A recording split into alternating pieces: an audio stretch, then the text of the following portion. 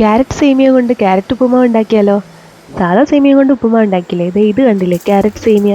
ഇത് നേരെ പൊട്ടിച്ചിട്ട് ഒരു പാത്രത്തിലേക്ക് ഇടുക. അതിലേക്ക് നമ്മൾ ഉപ്പ് കലക്കിയ വെള്ളമില്ലേ, ഉപ്പ് വെള്ളം, അത് ചേർത്ത് മിക്സ് ചെയ്തിട്ട് നമുക്ക് നല്ലപോലെ സോക്ക് ചെയ്ത് വെക്കണം കുറച്ച് നേരം.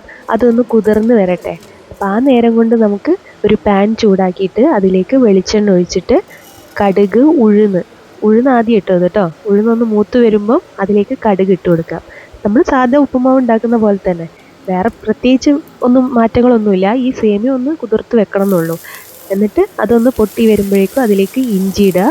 പിന്നെ ഇഞ്ചി ഒന്ന് മൂത്ത് വരുമ്പോൾ അതിലേക്ക് നമ്മൾ ചെറുതായിട്ട് അരിഞ്ഞ പച്ചമുളക്, എരിവിനനുസരിച്ചുള്ള പച്ചമുളക് എടുക്കുക കേട്ടോ, അത് ഇടുക. പിന്നെ അതിലേക്ക് നമ്മൾ കുഞ്ഞായിട്ട് അരിഞ്ഞ സവോളയും കറിവേപ്പിലയും അത് ഇട്ട് കൊടുക്കുക. ഇനി ഇതൊന്ന് കളർ മാറുന്ന വരെ ഒന്ന് ഇളക്കി വഴറ്റിയിട്ടെടുക്കുക.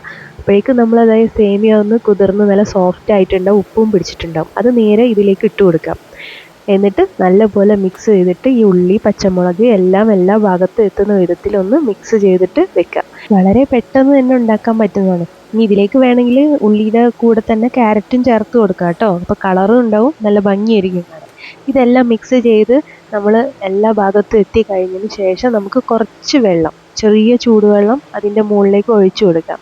ഇനി ഇതൊന്ന് എന്നിട്ട് അടച്ച് വെച്ചിട്ടൊന്ന് വേവിച്ചെടുക്കണം. അപ്പോഴേക്കും ഒന്നും കൂടെ സോഫ്റ്റായി കിട്ടും നമുക്ക് ഈ സേമിയ. ഇതേ കണ്ടില്ലേ. ഇനി ഇത് കട്ട പിടിച്ച് കിടക്കുന്നുണ്ടെങ്കിൽ അതൊക്കെ ഒന്ന് മിക്സ് ചെയ്തിട്ട് ഉടച്ചെടുക്കുക.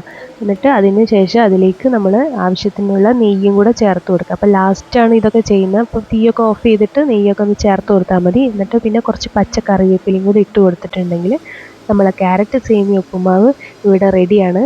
ട്രൈ ചെയ്യാത്തവരൊന്ന് ട്രൈ ചെയ്ത് നോക്കണം കേട്ടോ. അപ്പോൾ അത്രയേ ഉള്ളൂ. ബൈ.